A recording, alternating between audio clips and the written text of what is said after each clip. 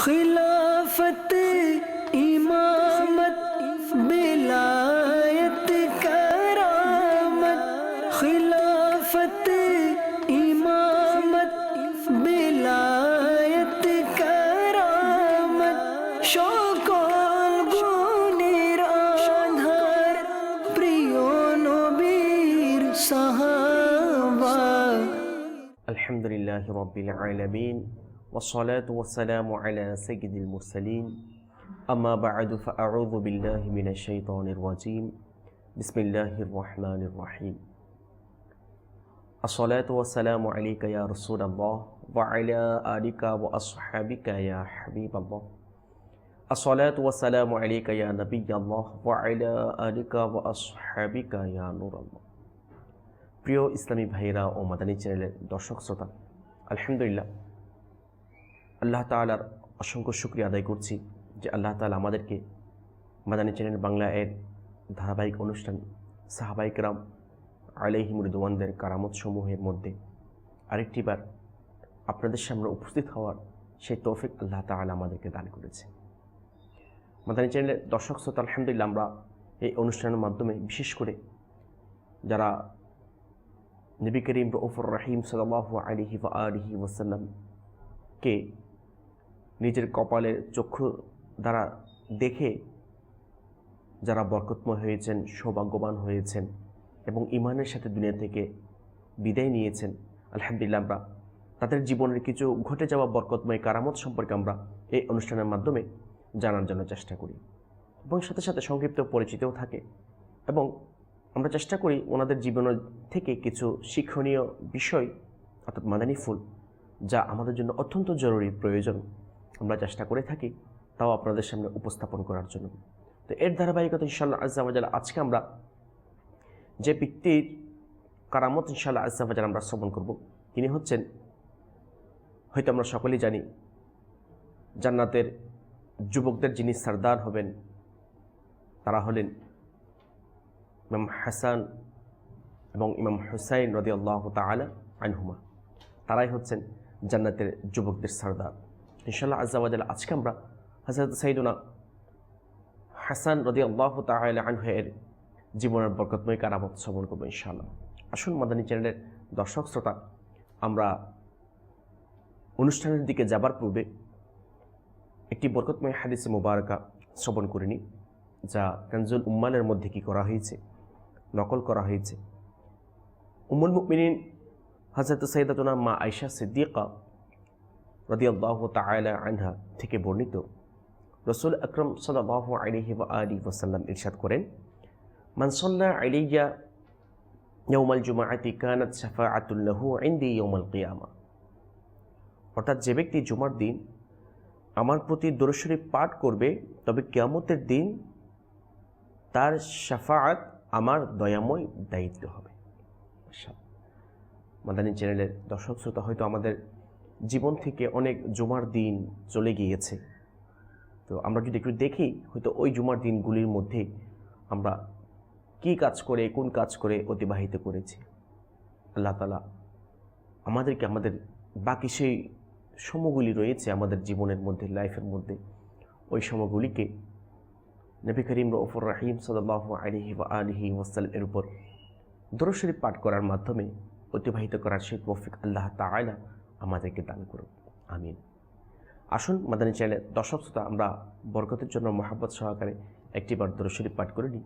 সাল্লু আলাল হাবিব সাল্লাল্লাহু তাআলা আলা মুহাম্মদ সাল্লাল্লাহু তাআলা আলাইহি ওয়া আলিহি ওয়াসাল্লাম। আসুন মাদানী চ্যানেলের দর্শক শ্রোতা, আমরা আর দীর্ঘায়িত করব না, আমরা আমাদের মূল আলোচনার দিকে চলে যাই।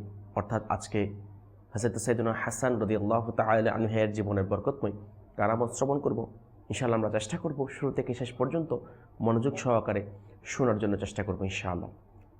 হযরত সাইয়্যিদুনা আরিফ বিল্লাহ হযরত সাইয়্যিদুনা নুরুদ্দিন আব্দুর রহমান জামি রহমাতুল্লাহি তাআলা আলাইহি বলেন, ইমাম আলী মাকাম হযরত সাইয়্যিদুনা ইমাম হাসান মুজতাবা রাদিয়াল্লাহু তাআলা আনহু সফরখানে সফর করার সময় খেজুরের বাগান দিয়ে গমন করেন। একটা খেজুরের বাগান দিয়ে কী করলেন? গমন করছেন।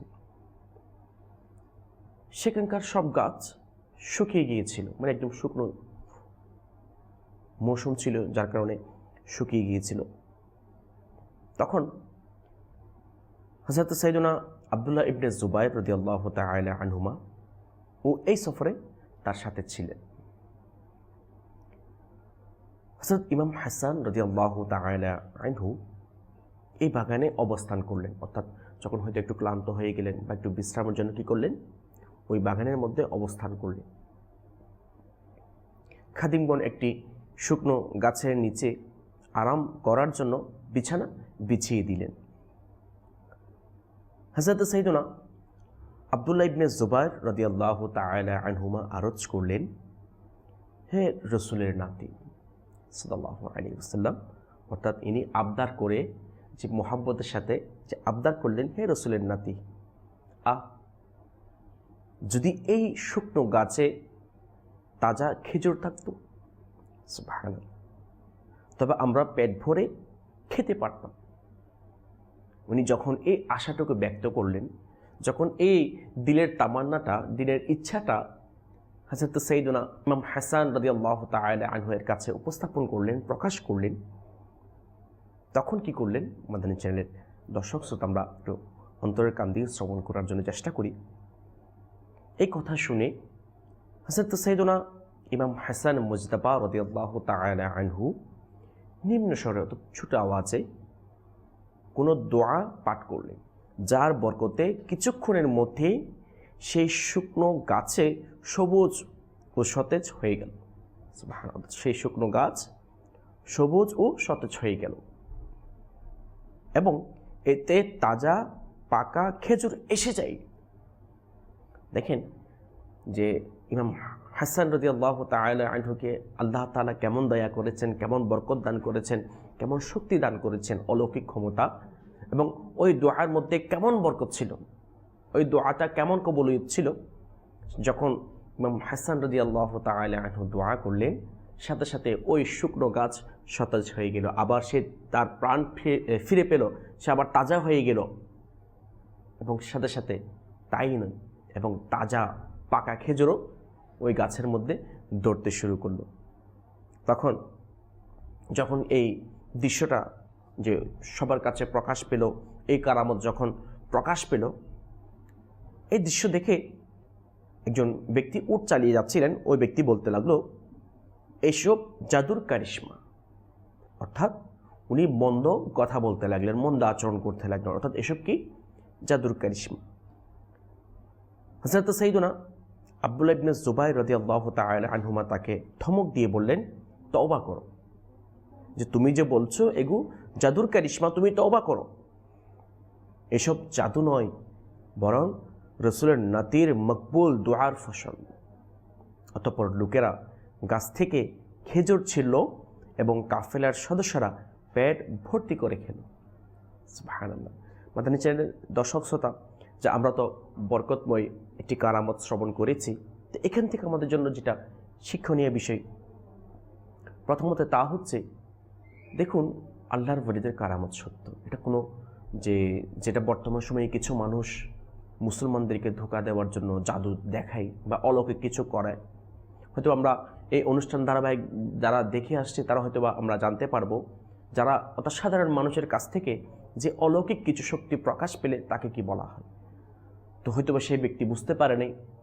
তো আল্লাহ তাআলা আমাদেরকে যে শয়তানের ওই ধরনের কুমন্ত্রণা থেকে হেফাজত করুক, যে আল্লাহর ওলিদের কারামত সত্য, যে আল্লাহর ওলিদেরকে এই অলৌকিক শক্তি যে আল্লাহ তাআলা দান করেছেন, এটা কেউ কোনো ব্যক্তি বিশেষ দান করেন নেই, এটা আল্লাহ তাআলার দেওয়া ক্ষমতা। বলে যে আল্লাহর ওলিরা সাহাবায়ে কেরাম আলাইহিম রিদওয়ানগণ যে এই অলৌকিক ক্ষমতা দেখাতে পারেন। আল্লাহ তাআলা আমাদেরকে বোঝার ও আমল করার তৌফিক দান করুক, আমিন। এবং সাথে সাথে আরেকটি দেখুন কেমন দয়া, যে আল্লাহর ওলিরা যে অপর ব্যক্তির প্রতি কেমন সদয়, কেমন দয়াবান। যে একজন সাহাবী রাসূল, উনি সাহাবী ছিলেন, উনি ইচ্ছা পোষণ করলেন যে এই গাছে যদি খেজুর থাকতো তাহলে আমরা সবাই খেতে পারতাম। সাথে সাথে ইমাম হাসান রাদিয়াল্লাহু তাআলা আনহু যে আল্লাহ তাআলার দরবারে দোয়া করলেন এবং এমন দোয়া করলেন, ওই খেজুর কি হয়ে গেল, যে সতেজ হয়ে গেল এবং সাথে সাথে শুধু সতেজ নয়, যে জীবিত নয়, এবং ওই খেজুর গাছের মধ্যে খেজুর চলে আসলো, ধরলো, এবং শেষ পর্যন্ত আমরা জানতে পারলাম ওই খেজুর পেট ভর্তি করে শুধু একজন নয়, ইচ্ছা করেছেন কয়জন? একজন সাহাবী। ওই কাফেলার মধ্যে যতজন ছিল সবাই পেট ভর্তি করে খেল। সুবহানাল্লাহ, সুবহানাল্লাহ। আল্লাহ তাআলা আমাদেরকে যে আল্লাহর ওলিদেরকে মহাব্বত করা, আল্লাহর ওলিদেরকে সম্মান করা এবং তাদের পক্ষ থেকে অনেক কারামত, অনেক অলৌকিক ক্ষমতা প্রকাশ পেয়ে থাকে, এগুলি বিশ্বাস করা, রিসপেক্ট করা, সেই তৌফিক আল্লাহ তাআলা আমাদেরকে দান করুন। আলহামদুলিল্লাহ, ওই শিক্ষাটাই যে মাদানী চ্যানেলের মাধ্যমে দেওয়ার জন্য চেষ্টা করছে, যেন আমরা শয়তানের ধোঁকায় পড়ে না যাই, যেন এই আল্লাহর ওলিদের কারামত বিশ্বাস করতে গিয়ে শয়তান যেন আমাদেরকে ধোঁকা না দেয়। যে মাদানী চ্যানেলের দর্শক শ্রোতা, এটা সত্য যে বর্তমান এমন একটি সময়, যে সময়ে নিজের ঈমানকে বাঁচিয়ে রাখা অনেক কঠিন। আল্লাহ তাআলা আমাদেরকে যে আল্লাহর ওলিদেরকে মহাব্বত করা, তাদের কারামতকে বিশ্বাস করা, সেই তৌফিক আল্লাহ তাআলা আমাদেরকে দান করুক। আসুন মাদানী চ্যানেলের দর্শক শ্রোতা, আমরা এতক্ষণ পর্যন্ত ওনার বরকতময় জীবনের একটি কারামত শ্রবণ করেছি। আল্লাহ তাআলা আমাদেরকে তার স্মরণ রাখার তৌফিক দান করুক। আসুন ওনার সংক্ষিপ্ত আমরা জীবনী, ওনার নাম কি, উনি কোন বংশের ছিলেন, ওনার কখন ইন্তেকাল হয়েছে, ওই সম্পর্কে কিছু মাদানী ফুল আসুন আমরা ইনশাআল্লাহ আজ্জা ওয়া জাল শ্রবণ করব। ইমামে আলী মাকাম, ইমামে হুমাম, ইমামে আরশে মাকাম হযরত সাইয়্যিদুনা ইমাম আবু মুহাম্মদ হাসান মুজতবা রাদিয়াল্লাহু তাআলা আনহুর সৌভাগ্যমণ্ডিত জন্ম 15ই রমজানুল মুবারক এর 3য় হিজরিতে হয়েছিল। অর্থাৎ ওনার জন্ম হয়েছিল 15ই রমজান। আসলে দেখুন, আমরা সকলেই জানি ইমাম হাসান এবং ইমাম হুসাইন রাদিয়াল্লাহু তাআলা আনহুর ব্যাপারে। ওনারা হচ্ছেন আমাদের প্রিয় নবী রাসূল আরবি সাল্লাল্লাহু আলাইহি ওয়া আলিহি ওয়াসাল্লাম এর প্রিয় নাতি, মা ফাতেমাতুজ জাহরা রাদিয়াল্লাহু তাআলা আনহা এর সাহেবজাদা, জান্নাতের যুবকদের সর্দার। কিন্তু আমরা মুসলমান হয়ে যে আমরা শুনেছি যে ওনারা আমাদের জান্নাতের যুবকদের সর্দার হবে, কিন্তু ওনাদের জীবনী সম্পর্কে আমরা জানি না। ওনারা কত সালে দুনিয়াতে তাশরিফ এনেছেন, এসে আমাদেরকে ধন্য করেছেন, আমরা সেটা জানি না। ওনার নাম কি, ওনার উপাধি কি, ওনার লকব কি, ওনার কখন ইন্তেকাল হয়েছে, কখন শহীদ হয়েছেন, ওই সম্পর্কে আমরা জানি না। তো আমরা মাদানী চ্যানেলের দর্শক আমরা চেষ্টা করব যে এই অনুষ্ঠানের মাধ্যমে যে বিষয়গুলি আমাদের সামনে উপস্থাপন হয় আমরা স্মরণ রাখার জন্য। আল্লাহ তাআলা আমাদেরকে তৌফিক দান করুক। তাহলে আমরা জানতে পারলাম হযরত সাইয়্যিদুনা ইমাম হাসান রাদিয়াল্লাহু তাআলা আনহু 15ই রমজানুল মুবারক 3য় হিজরিতে জন্মগ্রহণ করেছিলেন এবং ওনার নাম মুবারক হলো হাসান, আর উপনাম আবু মুহাম্মদ, আর উপাধি হলো তকি, সৈয়দ, সিপ্তে রসুল এবং সিপ্তে আকবর। তাকে রাইহানাতুল রসুল অর্থাৎ রাসূলুল্লাহ সাল্লাল্লাহু আলাইহি ওয়াসাল্লাম এর ফুলও বলা হয়। আমরা সংক্ষিপ্তভাবে হযরত সাইয়্যিদুনা ইমাম হাসান রাদিয়াল্লাহু তাআলা আনহু এর পরিচিত শ্রবণ করেছি। আর রিওয়ায়াতের মধ্যে এভাবে আসছে যে হযরত সাইয়্যিদুনা আনাস বিন মালিক রাদিয়াল্লাহু তাআলা আনহু বলেন, ইমাম হাসান রাদিয়াল্লাহু তাআলা আনহু এর চেয়ে বেশি রাসূল করিম হুজুর পূর্ণ সাল্লাল্লাহু আলাইহি ওয়া আলিহি ওয়াসাল্লাম এর সাথে আর সাদৃশ্যপূর্ণ অববয় অর্থাৎ শারীরিক গঠনগত দিক দিয়ে সম্পূর্ণ যে মিল আর কোনো ব্যক্তি ছিল না। দেখুন যে ইমাম হাসান রাদিয়াল্লাহু তাআলা আনহু এর যে আকৃতি ছিল, যে শরীরের গঠন ছিল, প্রায় নবী পাক সাল্লাল্লাহু আলাইহি ওয়াসাল্লাম এর সাথে সাদৃশ্য ছিল। এবং আমরা সকলে জানি যে ইমাম হাসান রাদিয়াল্লাহু তাআলা আনহু শহীদ হয়েছেন কিসের কারণে? যে ওনার স্ত্রী যে শয়তানের ধোঁকায় পড়ে, দুনিয়ার লোভে পড়ে, যে সম্পদের লোভে পড়ে, যিনি জান্নাতের যুবকদের সর্দার, যিনাকে উৎসর্গ করে দিয়েছেন আমাদেরকে বাঁচানোর জন্য, যে নানা জানের গুনেহগার উম্মতদেরকে মাগফিরাত দেওয়ার জন্য, নানা জানের গুনেহগার উম্মতদেরকে যে জাহান্নাম থেকে বাঁচিয়ে জান্নাতে নিয়ে যাওয়ার জন্য, যাদেরকে কুরবান করে দিয়েছেন, যাদেরকে উৎসর্গ করে দিয়েছেন আল্লাহ তাআলার রাস্তায়, সে ওই জান্নাতি যুবকদের সর্দারকে একজন তার মহিলা শয়তানের ধোঁকায় পড়ে যে বিষ পান করিয়েছেন, যে ওই বিষের কারণে যে ইমাম হাসান রাদিয়াল্লাহু তাআলা আনহু এর ইন্তেকাল করেন, শহীদ হন যে 5ই রবিউল আউয়াল 5ম হিজরিতে মদিনা শরীফে এই নশ্বর পৃথিবী থেকে চিরবিদায় গ্রহণ করেন, অর্থাৎ ওফাত লাভ করেন। কখন? যে 5ই রবিউল আউয়াল 5ম হিজরিতে মদিনা শরীফের মধ্যে। এবং উনি যখন ইন্তেকাল করছেন, তো ওনার ইন্তেকাল করার সময় ওনার বয়স ছিল 47 বছর। একটু চিন্তা করে দেখুন, 47 বছর বয়সে যে আমাদেরকে মাফ করানোর জন্য, আমাদেরকে মুক্তি দেওয়ার জন্য ইমাম হাসান রাদিয়াল্লাহু তাআলা আনহু দুনিয়া থেকে তাশরিফ নিয়ে ইন্তেকাল করে বিদায় নিলেন। আল্লাহ তাআলা আমাদেরকে যে ইমাম হাসান রাদিয়াল্লাহু তাআলা আনহু এর মহাব্বত পরিপূর্ণভাবে জীবনের মধ্যে বাস্তবায়ন করার সেই তৌফিক আল্লাহ তাআলা আমাদেরকে দান করুক। মাদানী চ্যানেলের দর্শক শ্রোতা, যে আমরা তখন পর্যন্ত ওনার জীবনের যে বরকতময় কারামত শ্রবণ করেছি, সাথে সাথে যে ওনার সংক্ষিপ্ত পরিচিত আমরা শ্রবণ করেছি, যে আজকে এমন একটি ঘটনা আমি চাচ্ছি আপনাদের সামনে উপস্থাপন করার জন্য, যে ওনার জীবনে ঘটে যাওয়া, যেটা আমাদের জন্য অত্যন্ত জরুরি। কেমন জরুরি? একটু আমরা অন্তরের কান দিয়ে শ্রবণ করি। বিশেষত যারা আমরা দুনিয়ার মধ্যে লজ্জার কারণে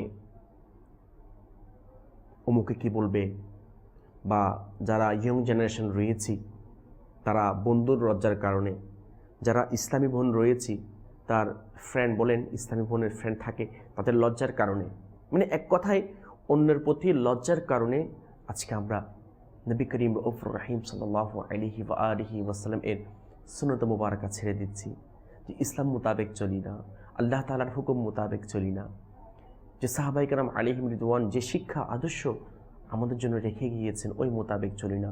বিশেষ করে ইমাম হাসান রাদিয়াল্লাহু তাআলা আনহু আমাদের জন্য যে শিক্ষা আদর্শ রেখে গিয়েছেন ওই মোতাবেক আমরা চলার জন্য চেষ্টা করি না। যদি চলতে চাই, যদি কারো পক্ষ থেকে কোনো হেয়মূলক ছোট করার মতো যদি কোনো কথা আসে, তখন আমরা লজ্জাবোধ করি। তখন লজ্জা পেয়ে ওই সুন্নত মুবারাকা, যেটা আমার জন্য নাজাতের ওসিলা, যেটা আমাকে দুনিয়াতে সম্মানিত করবে এবং পরকালেও আমাকে নাজাত দিবে, তখন আমরা ওই জিনিসটা ছেড়ে দিই, ওই সুন্নত মুবারাকাটা আমরা ছেড়ে দিই লজ্জার কারণে। কিসের কারণে? লজ্জার কারণে। দেখুন, লজ্জার জিনিসটা অবশ্যই থাকতে হবে। আমরা কোন বিষয়ে লজ্জা করব এটাও আমাদের চিন্তা করতে হবে। আসুন আমরা হযরত সাইয়েদনা ইমাম হাসান রাদিয়াল্লাহু তাআলা আনহু এর জীবনে ঘটে যাওয়া একটি ঘটনা, যেটা আমাদের জন্য উপদেশ বাণী হিসেবে রেখে গিয়েছে।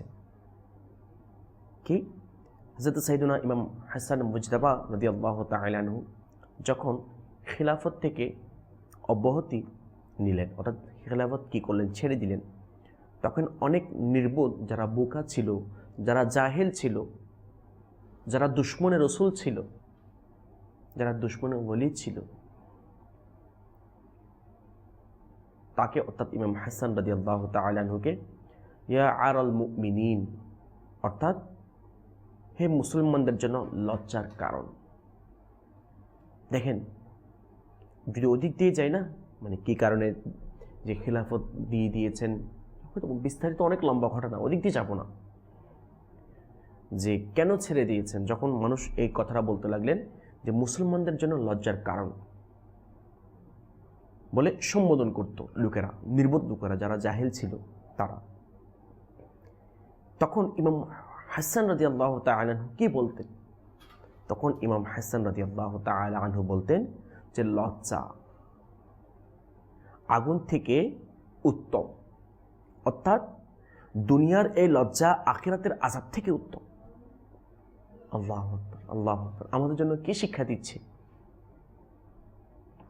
যে মানুষ ওনাকে যে মুসলমানদের জন্য লজ্জার কারণ বলে টিটকারি মারছে, হেউ করছে, ছোট করছে, কিন্তু ইমাম হাসান রাদিয়াল্লাহু তাআলা আনহু বলছেন যে দুনিয়ার লজ্জা, হ্যাঁ তুমি আমরাকে অপমান করছো, মানুষের সামনে ছোট করছো, বড় বড় কথা বলছো, হয়তো লজ্জা আসবেই, খারাপ লাগবেই, কিন্তু এই দুনিয়াতে লজ্জা পাওয়াটা ভালো। পরকালে যে আগুন থেকে, দোজখের আগুন থেকে, জাহান্নামের আগুন থেকে উত্তম।